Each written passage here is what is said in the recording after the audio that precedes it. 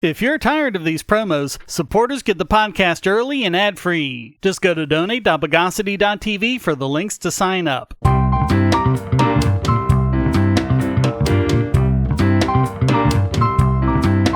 Welcome to the Bogosity Podcast for the week of October 9, 2022, the podcast that called her Tennessee.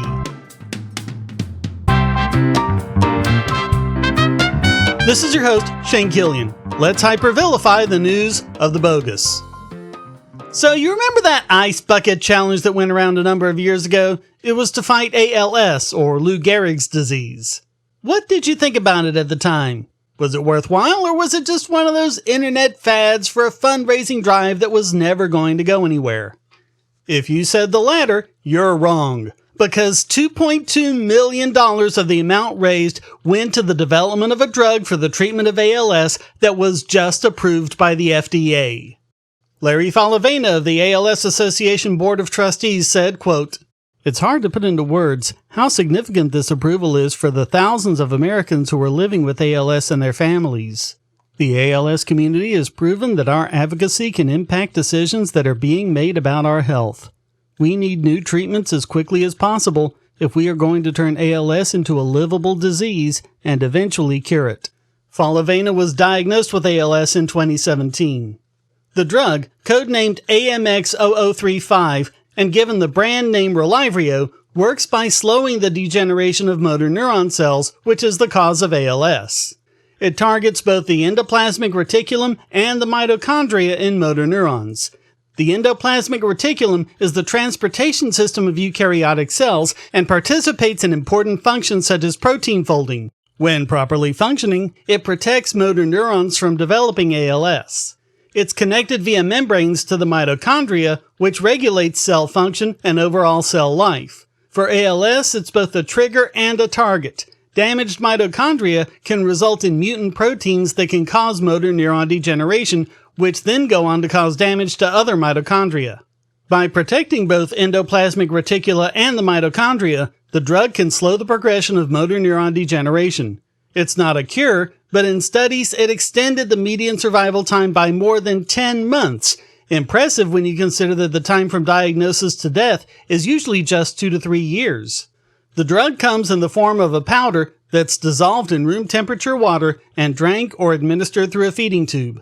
Colonit Balazs, president and CEO of the ALS Association, said in a statement, quote, "We thank the millions of people who donated, participated, and enabled us to invest in promising therapies like AMX0035 that will immediately help people living with ALS. This is a victory for the entire ALS community, which came together to advocate for early approval of AMX0035. We still have a lot of work to do to cure ALS, but this new treatment is a significant step in that fight."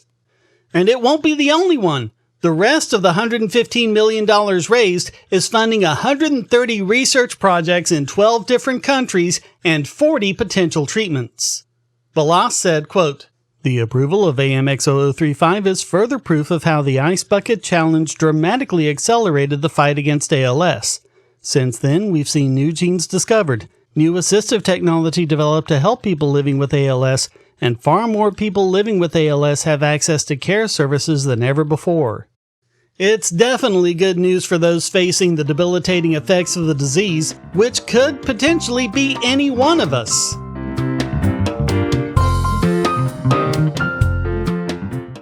If you're looking for a way to support this channel, but you don't have any spare cash and you can't stand ads, you can do so by generating your own cryptocurrency. Use the links at the bottom of the description to follow the link to Odysee.com to listen to the podcast and see all of my YouTube videos as well. Just watching videos will produce cryptocurrency for the creator and yourself. And since Odysee is always monetized and never censored, you'll have no problem seeing all the videos from your favorite creators. You can also use the library credits you create at Odysee to tip creators and even purchase paid content. Earn library credits through various rewards, including daily view rewards and the number of shares and invites. And you can interact with creators in all sorts of ways, including like and dislike, comment, boost a post by supporting it, repost it, and share to other sites, all while earning crypto for the creator. Easily monetize yourself and your favorite creators using cryptocurrency without advertising. Use the link below to visit this channel on Odysee.com and see many of your other favorites there as well.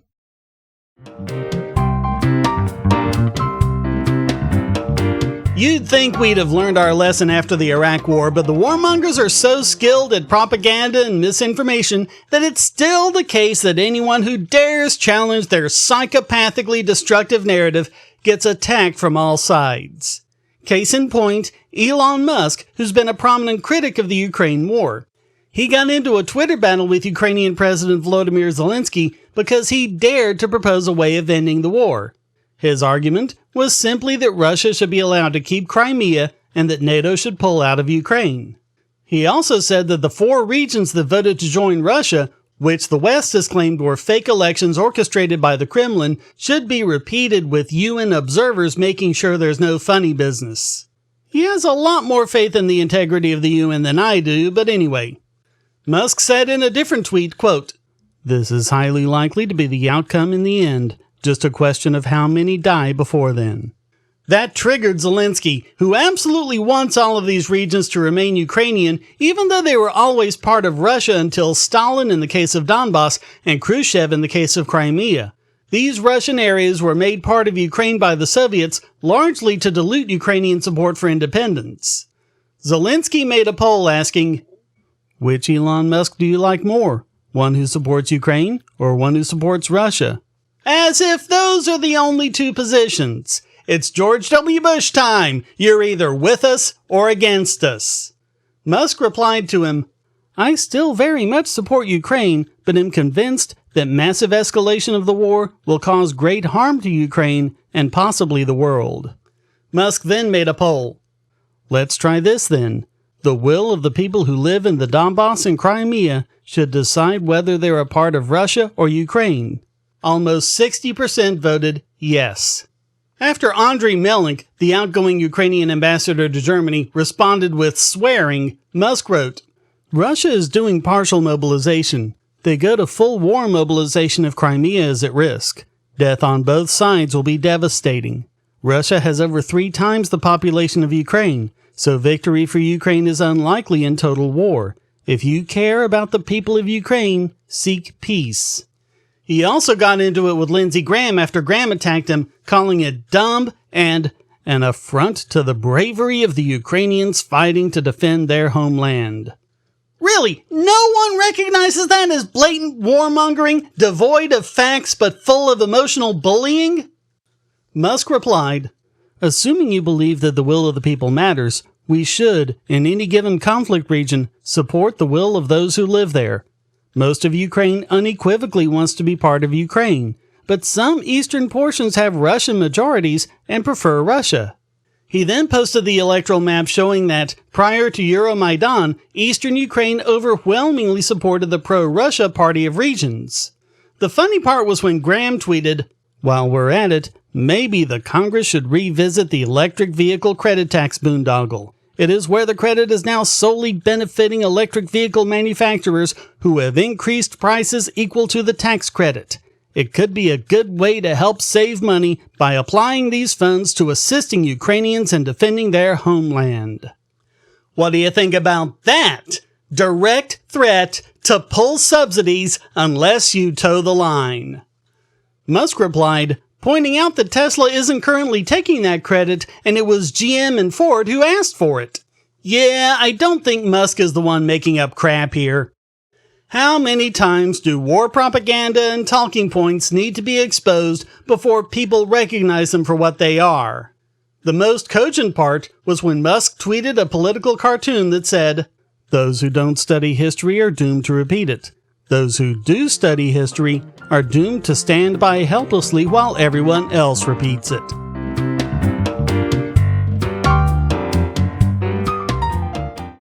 If you're on the Wi-Fi in a coffee shop or hotel, anyone on that network can get your traffic. Do you really trust all of those strangers? For that matter, do you really trust your ISP? A VPN can protect you from prying eyes, disguise your location, and even foil government censors. It's essential in this day and age, so go to vpn.bogosity.tv and you'll be taken to BoxPN. Starting at just $2.99 a month, you can get unlimited high-speed connections to VPN servers all over the world, and they don't log connections, so your privacy is assured. Traveling abroad, just VPN home, and don't worry about what those other governments are doing. Back at home, stop your ISP from traffic shaping and messing with the quality internet access you're paying good money for. You can connect from multiple machines at once, including your smartphone or tablet, and it supports all the secure standards, including OpenVPN and SSTP. Bypass censors and surveillance with your own secure VPN connection. Go to vpn.bogosity.tv.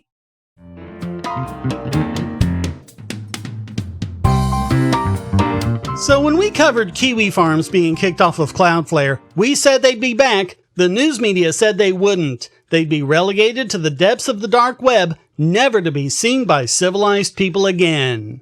Guess which one of us was right? They'd been accessible through alternate domains, of course, but the main KiwiFarms.net is back up and seems to be operating reliably. Reason Magazine's Elizabeth Nolan Brown has a great write-up on the situation and what it means, in particular that any censorship campaign to get rid of so-called hate speech or any other kind of speech, or ads for sex workers or anything else, is doomed to fail. And as she points out, quote, "This is undoubtedly a good thing. No group has ever gotten less radicalized by being driven underground, and no economic sector has ever gotten safer by being driven into a black market. History shows it over and over and over again. The real question is why no one ever seems to learn the lesson. Whatever you might find objectionable or harmful or whatever, it's far better for it to be accessible and hosted in the US where they can be publicly monitored and subject to investigation by law enforcement. If people really are being harmed or threatened, at least it'll be where it's easily detected and the victims protected. And if it's objectionable content like hate or misinformation, it's better for it to be out in the open where it can be more easily countered. You can't debunk something you never get to see. But it's not only right in a practical sense, it's right in a moral and ethical sense too. It's one thing for a company like Cloudflare to decide they don't want to do business with a person or group. It's another thing entirely to have a system where companies cave to bullying campaigns, like what just happened to Nick Rekieta on YouTube. A hate mob who actually admitted it publicly used misinformation to flag his content for community strikes, and it worked. By the way, they're the same group that mobbed Cloudflare to get them to take down Kiwi Farms. In a recent blog post, Cloudflare wrote, "In a deeply troubling response, after both terminations, we saw a dramatic increase in authoritarian regimes attempting to have us terminate security services for human rights organizations, often citing the language from our own justification back to us. It's indeed troubling, but it shouldn't be surprising. The mob is going to continue. As we pointed out, Kiwi Farms is now registered with the registrar Epic. The supposedly neutral point of view Wikipedia describes Epic in the opening paragraph as a right-wing American domain registrar and web hosting company known for providing services to websites that host far-right, neo-Nazi, and other extremist materials." And remember, this same sort of mob was used to remove the payment processors of WikiLeaks because the US government didn't like the fact that WikiLeaks was exposing their horrendous crimes against humanity. The amount of content on the internet that actually is threatening or human trafficking or child abuse material or whatever is incredibly small, much smaller than the amount of content that's being banned for those reasons. Even a single post that might even be a troll or a plant can get an entire domain or forum shut down through nothing more than guilt by association. It's a good thing that, in the long run, those campaigns are doomed to fail. It's just a shame they take a lot of innocent people down in the meantime. Kiwi Farms, Parler, Rekieta Law, even Babylon Bee have all felt the direct harm the censorship mob can do. And when people in the government are involved, as was absolutely the case with Parler and so many others, it's not just despicable, it's unconstitutional as well.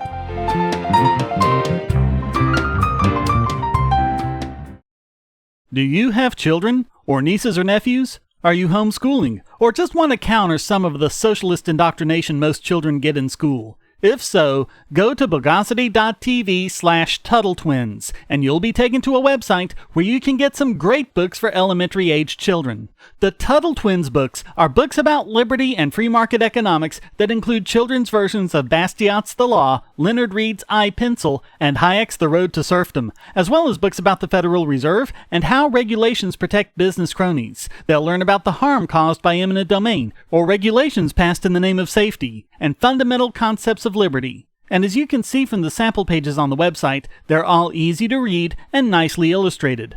They're just $9.99 a piece, or get a special discount as well as free bonuses when you purchase all 5. You can even buy in bulk to donate to schools and local libraries. So get the Tuttle Twins books at bogosity.tv/TuttleTwins.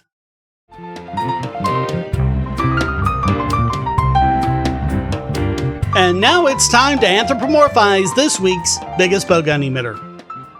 And it's another one from the RIAA and an update to our coverage of their war on YouTube rippers. Yout.com decided not to wait for the RIAA to set them in their sights and took the matter to court to be declared as non-infringing. The basis for it, as we covered, is that YouTube doesn't really have any sort of digital protections on their content.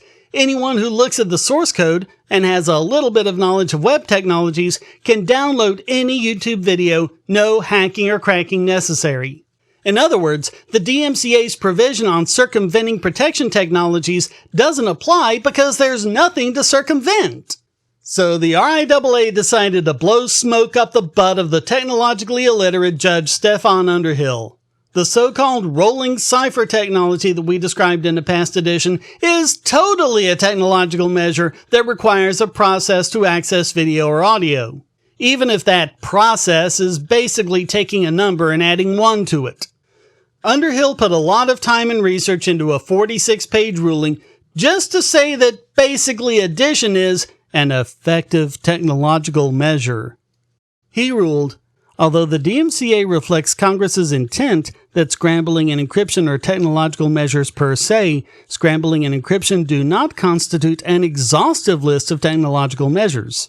The allegations that YouTube does not have a DRM regime, nor any password, key, or other secret knowledge, do not compel the conclusion that YouTube lacks a technological measure, just that it lacks the specified technological measures.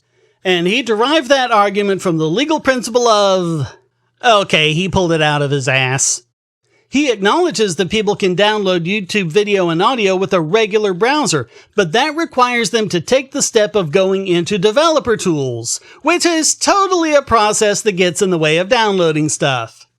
And that's not even the dumbest part. Quote, Yout does not allege that YouTube freely gives videos with their audio. Indeed, Yout clarified at oral argument that Yout creates combined audio-video files using FFmpeg software, which is not alleged to be part of the steps Yout automates in the second amended complaint. So actually, it somehow matters that YouTube delivers the audio and the video separately, and you have to use a muxer to put them back together again. Underhill says that just because it's not difficult doesn't mean it's not effective, just not perfect. Quote, Importantly, even if the YouTube technological measure can be circumvented, it may still be effective. There is a legal consensus that the fact that a person may deactivate or go around a TPM does not mean that the technology fails to offer effective control, because so holding would render the DMCA nonsensical. Hey, Underhill, maybe the DMCA is nonsensical. Did you ever think of that? I mean, even in the best case scenario, it applies to DRM, where you go through all the trouble of encrypting something and then give the person the key. I agree with the RIAA that Yout circumvention entails bypassing YouTube's technological measures and modifying YouTube's signature value to facilitate unauthorized access to a downloadable digital copy. Because that bypass and modification constitute a process, I conclude that Yout does not plausibly allege that it does not circumvent the YouTube TPM within the meaning of Section 1201A. Which, again, basically means taking a value and adding 1. Now, in case you're thinking I'm being humorously inaccurate, you're right. It's not just adding one to a value. You don't even have to do that much. You can just remove the variable entirely. Underhill improperly dismissed the case without giving Yount the opportunity to respond or amend the complaint, saying, quote, "There is no reason to believe that Yount could amend its complaint to cure the deficiencies herein. The Second Circuit has advised that when the problem with the cause of action is substantive and better pleading will not cure it, repleading is futile and the court should not grant the party leave to replead." He dismissed the complaint with prejudice, meaning he doesn't want Yount to even have the opportunity to refile. But as Yount's attorney Charles Mudd said, it isn't a surprise and it doesn't mean it's over. Quote, "Yount expected this result from the district court and appreciates Judge Underhill providing this early opportunity to bring the issues before the Second Circuit. We believe the district court's ruling erroneous and flawed on a number of grounds, and we look forward to arguing our case on appeal." Hey, was that a backhanded compliment of the judge? I like it. So all of that makes the RIAA this week's biggest bogon emitter.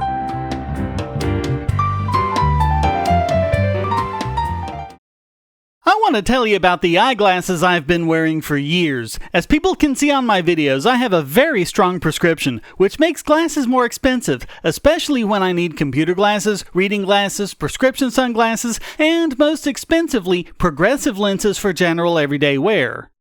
To save money while still getting quality glasses, I get them from Firmoo. In fact, I just got a pair of progressives with high-index aspherical lenses and a nice pair of frames my wife loves for just over $100. It would have been $500 to get them through my eye doctor.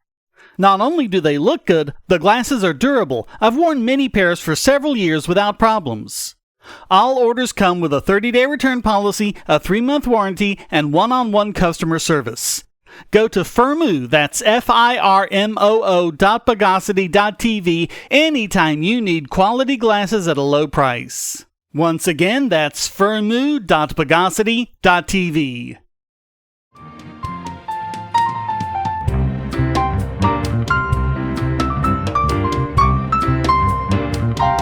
And now let's occidentalize this week's Idiot Extraordinaire. And this week it goes to China for unintended, but not unforeseeable, consequences of their censorship policy. Since China is so censorious of the web, a lot of Chinese users have taken to browsing the web with the Tor browser. However, since they're censoring the official sources for Tor, they have to get it some other way. Enter the opportunistic hackers at a popular Chinese YouTube channel, which has 181,000 subscribers and claims to be based in Hong Kong. They figured this was the perfect way to distribute a hacked copy of the Tor browser full of malware. It was included in a link to a video uploaded on January 9, which has been viewed over 64,000 times. The hacked version of the browser includes spyware that collects personal data and sends it to a command and control server. The spyware itself isn't in the browser, but is sent from the server in response to a ping. Oddly enough, only if the IP address of the victim geolocates to China. In addition to browser data and histories, it also sends a list of software and running processes, WeChat and QQ account IDs, Wi-Fi SSIDs, and a utility allowing the hackers to execute arbitrary commands on the victim's machine. Interestingly, it doesn't attempt to gather user data, password, session cookies, or wallet data. Kaspersky Labs, who discovered the Trojan, dubbed it onion poison, and found that all the victims were located in China, showing up in their telemetry starting in March of this year. Of course, users on the internet are theorizing that it's the Chinese government that's doing this so they can track the users that don't want to be tracked. There's no evidence of this, but of course there wouldn't be. But as Kaspersky points out, this is a typical way for cybercriminals of all kinds to spread malware. Gregory Kucherin, security expert for Kaspersky, said, quote, "Today we witness how video content is replacing text, while video platforms are more often used as search engines. Cybercriminals are well aware of the current web consumption trends, hence they started to distribute malware on popular video platforms. This trend will stay with us for some time, and that is why it is highly recommended installing a reliable security solution to stay protected against all potential threats." Google pulled the video from YouTube, citing the harmful and dangerous policies.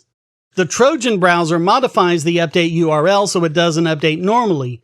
The Tor project said they added a redirect to respond to the modified URL so that affected users are redirected to the official update and they are upgraded to the real Tor browser. It just goes to show that censorship leads to malware. Whatever problems you think there are that censorship can solve, it's going to create a lot more, and far from protecting people, will make them under even greater threat. That's the harm to their own people of censorship. And it'll be that way everywhere censorship is tried. So all of that makes China this week's Idiot Extraordinaire!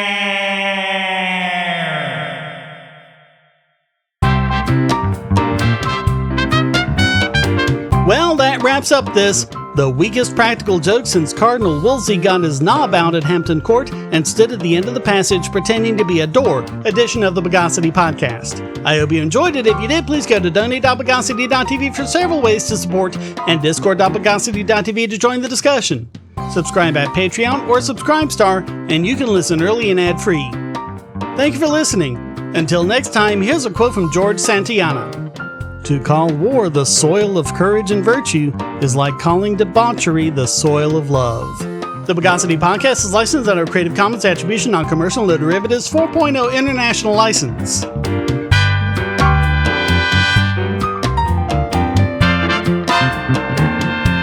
Bogosity.